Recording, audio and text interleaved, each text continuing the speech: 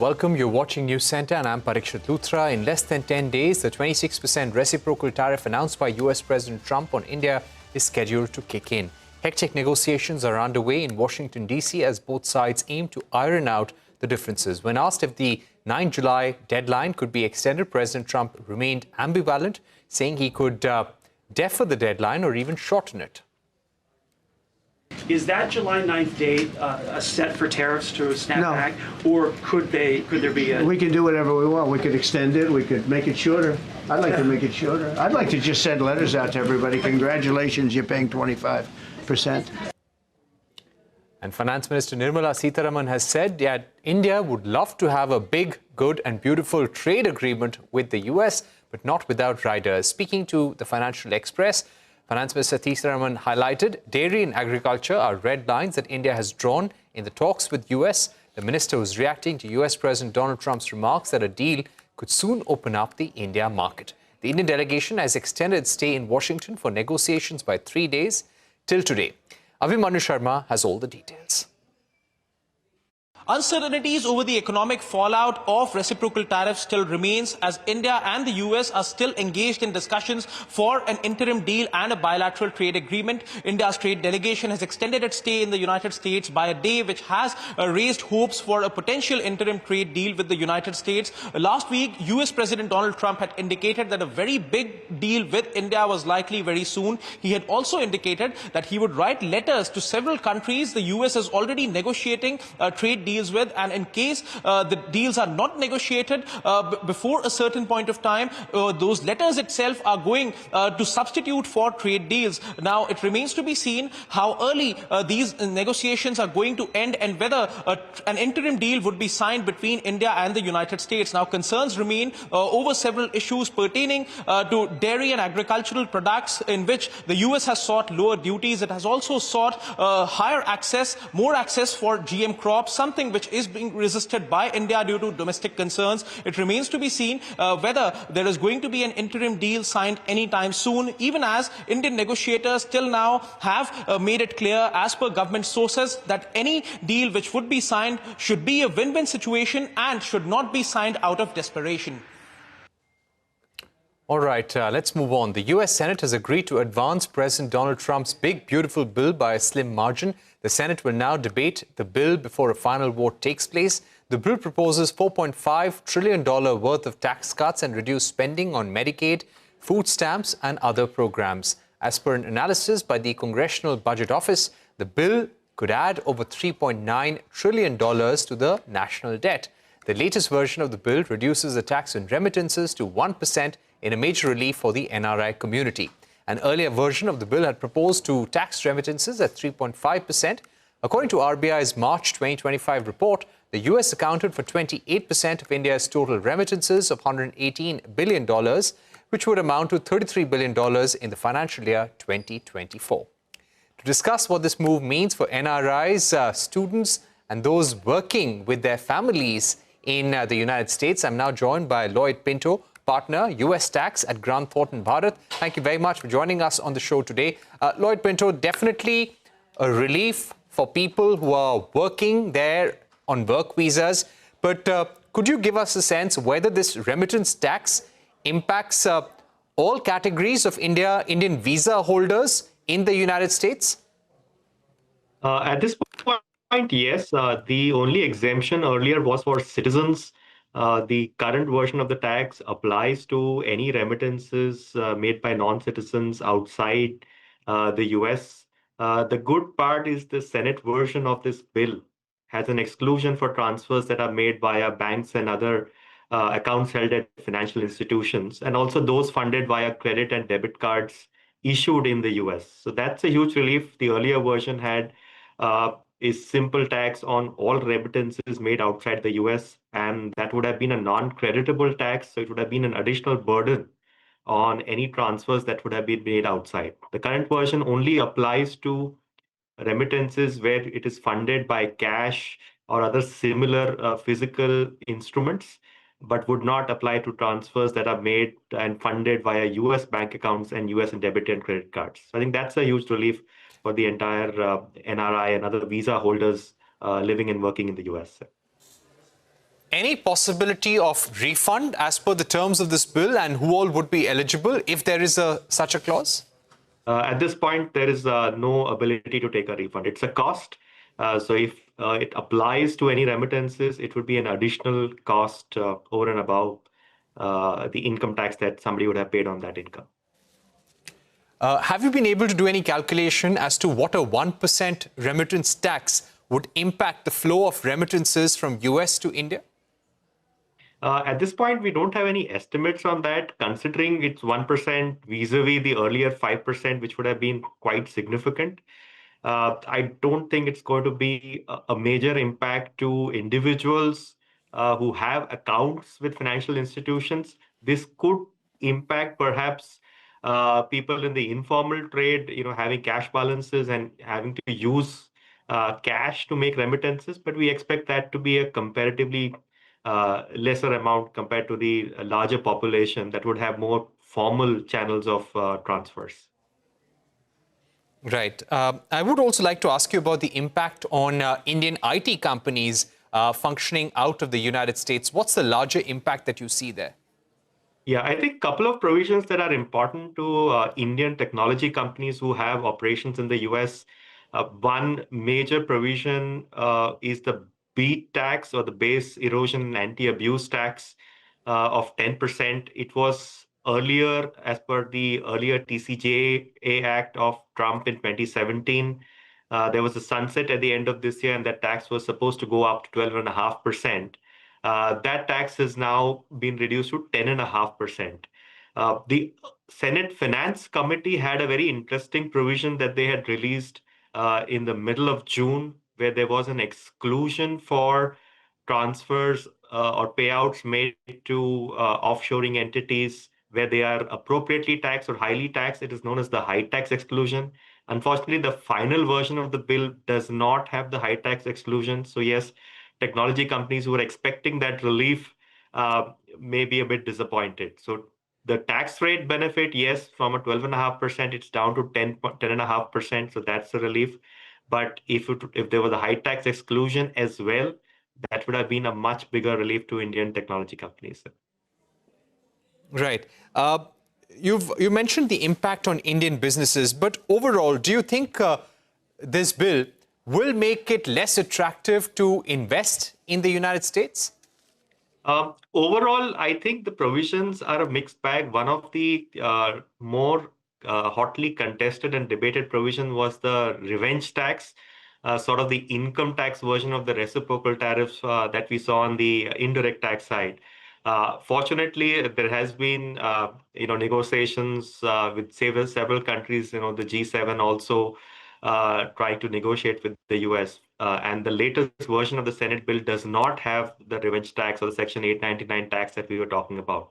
This was supposed to apply to companies operating or headquartered out of countries which has what the US would call unfair taxes, like the Pillar 2 taxes or the diverted profits tax, like what the UK or the Australia has, or the digital services taxes. So those countries where you had these kind of taxes, the US wanted to retaliate and impose a higher degree of taxes on companies which are headquartered in these jurisdictions.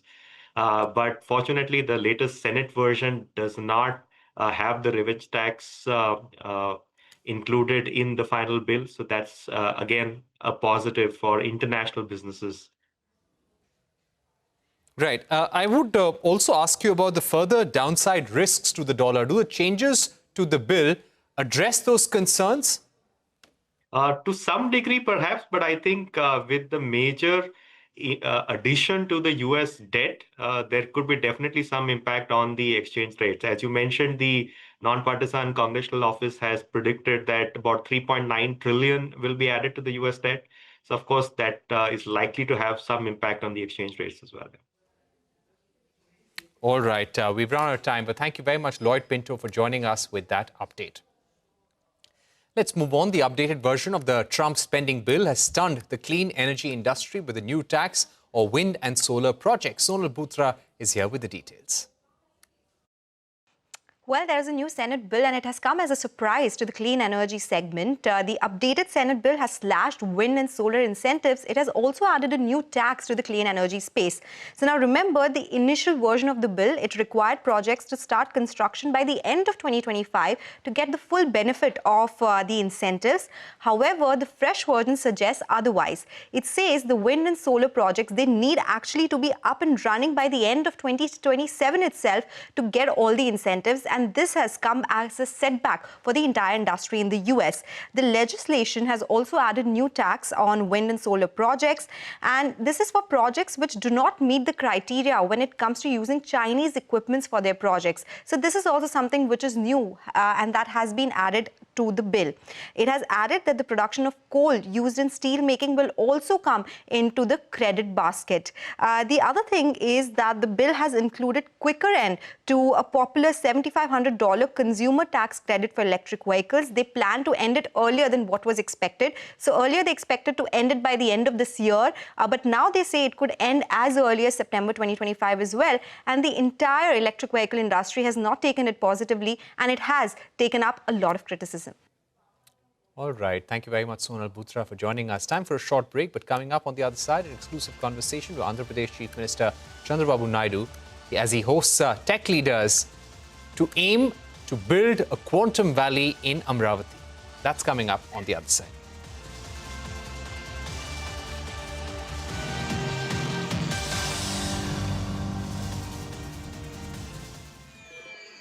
In 2009, that was a pretty personal experience that you had to go through dealing with cancer. You know, what happened was that in 2009, I was going to London on a flight. And then I noticed a small red dot of blood when, on the tissue. It recurred after 2 or 3 months. So I went through a colonoscopy process. They found 2 polyps. One had cancer, one did not have cancer. But fortunately for me, the cancer had not touched the wall of the colon. But there was no way to be sure. So I had to go through a 7 or 8 hour surgery where they removed 18 centimeters of the colon. And then they tested that, and fortunately that did not have any malignancy. So the point I'm making is that life is so uncertain. I mean, I had no health issues till that moment. And then suddenly out of the blue, this comes up. So it makes you realize that the fragility of it. The fragility of life. But did it and change? Therefore, it changed me. Till 2009, I never took holidays. You know, when I got married, as a Parsi, our marriage happened in a fire temple, early morning. And after marriage, I went home, changed, and went to work. I'm not. Are you serious? I'm serious. And you're still married? And I'm still married. And then I went in the.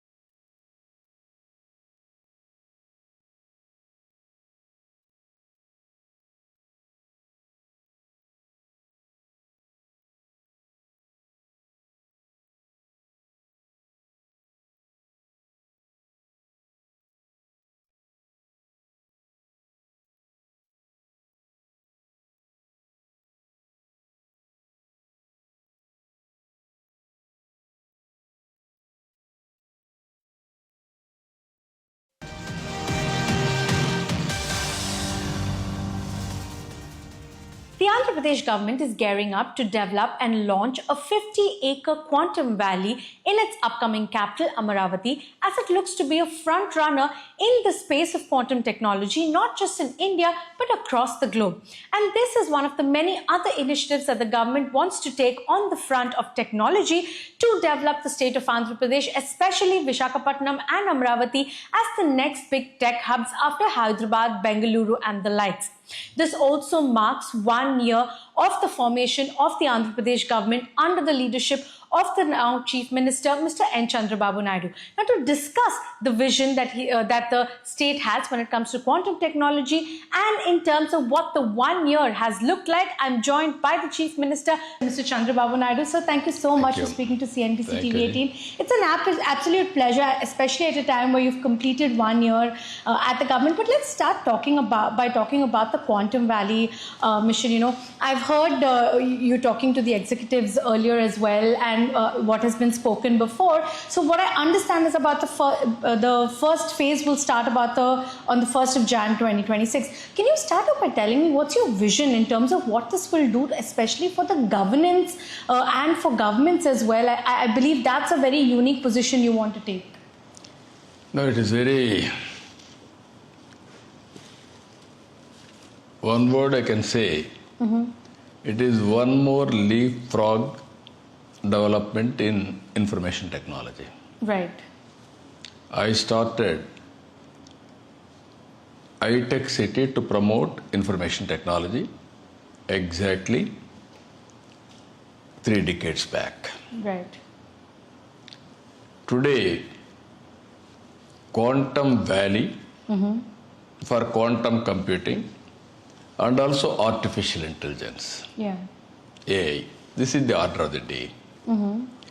I want to create an ecosystem for quantum computing. Right.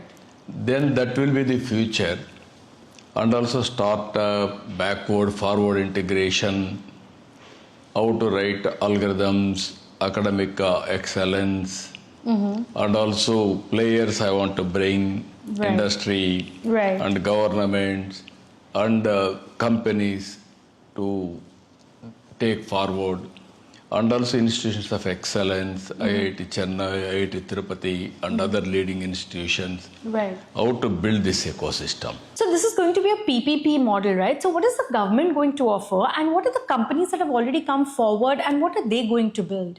No, I am giving land. Government also will be a partner to this ecosystem. We wanted to take to the logical. These 50 acres of land. Land is not the constraint. In Hyderabad, originally I gave piece of land for iTech City.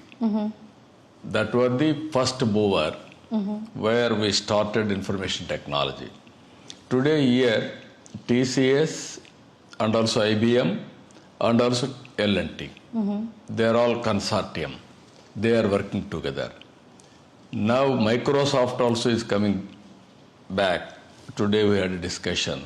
They want to start quantum computing here.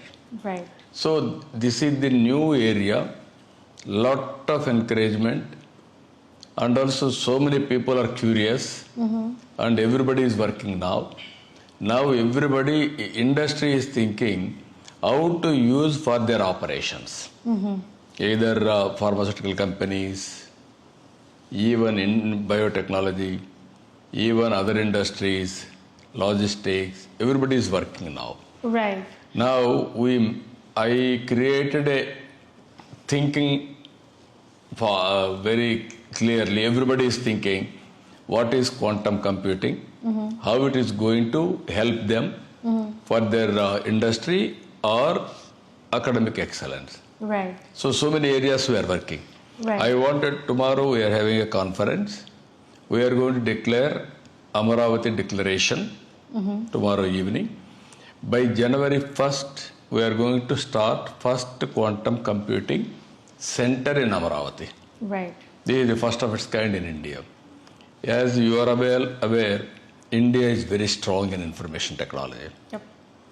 That was first mover advantage in 1995. Now quantum computing, we are taking first mover advantage again. Right. This will be a game changer. You are going to see the change another 10 to 15 years time. Mr. Naidu, I want to talk to you about, 1 year of you, completing 1 year as a Chief Minister after such a historic win. As things stand today, what would you define have been the biggest achievements for you in the past year? Andhra Pradesh brand during my tenure was very strong. For the last 5 years, they destroyed the brand of Andhra Pradesh. They made all institutions defunct. And also Andhra Pradesh state is in financial doldrums, 10 lakh crores credit. And no investment has come. These are all the problems we are facing. Now, within 1 year time, out of 95 centrally sponsored schemes, I was able to revive nearly 87, 88. Then at the same time, 12% growth we are able to achieve first year. First year I came to government June. It is calculating March to April. We are able to reach 12% growth rate. And also we are able to attract 9,90,000 crores worth of MOUs. Right. 1 year we are able to ground 5 lakh crores. Right. We are going to create 4.5 lakh employment. You name any brand now, starting with Tata, Google, RCR Mittal, BPCL, Adani, Ambani, Jindal, Birla, and everybody is in LNG. Right. Everybody has come to Andhra Pradesh. Right. That is the biggest achievement. You know, these industries and these companies that you're talking about, what are the kind of incentives that you're offering across industries, to bring in more investments and make the state more competitive compared to a Hyderabad or other cities? No, generally, original Hyderabad, 25 years back, nothing was there. Yeah. That was barren land. I started with high-tech city. Then I promoted one by one all over the world. Not only information technology. I promoted Genome Valley. I promoted pharmaceuticals. Then I promoted financial district, service sector. Today, either Telangana service sector contribution, if you see for GSTP, 67%, highest in the country. Even Andhra Pradesh, 46%. So that is the foundation I laid. Outer Ring Road, airport, and Gachibowli, high-tech city. These are all the areas we built. Because of that, now they are getting very good income also. Same thing we are developing Amravati today. So Visakhapatnam also, and Tirupati. These are all the areas where we are having excellent advantages. Ultimately, if you give land also, people won't come. The confidence of the government and also credibility of the government is important. That we are establishing. That's why TCS has come, Cognizant has come, Google has come, RCR Mittal has come. All these industries, they started now. Right. Right. Only green energy, we are going 10 lakh crores investment. A lot of these ambitions that you talk about, that you want to build in Andhra Pradesh, you have also said in the past that when you took over, you didn't start at zero, you actually started at minus. And a lot of these ambitions that you have require a lot of capital expenditure. How are you going to look at that, especially when the state is reeling at a debt of about 10 lakh crores? How are you going to finance this? No, all mega projects always I used to dream. I used to conceive, not small projects. Now, 95,000 crores BPCL. I clinched it. They are going ahead. I gave best incentives. Even I have given this RCR Mittal 1 lakh crores. Or first phase 65, next phase another 70,000 crores. So everything we are going in a mega scale. And also we are giving incentives. If they start industry, then employment will come. Then they will pay GST. In turn, I have to pay back incentive. It is linked with the GST and their incentive. Okay. Ultimately, outgo will be not totally. I will get some money for building ecosystem and revival of economy. But these take years to realize, right? So in the interim? Interim, what I'm saying, tomorrow they will start the project. I will get GST. Okay, fair enough. Then it is always development should take place. Wealth has to be created. In the process, government will get revenue. And revenue can be reutilized for development, again welfare. It is a cycle. Got it. Without wealth, what can you do? Fair. Some people will do only welfare. That is where I'm saying from the beginning, they don't have any right to distribute welfare without creating wealth. Got it. It's an absolute pleasure speaking to you. Thank you so much. Thank you. Very nice.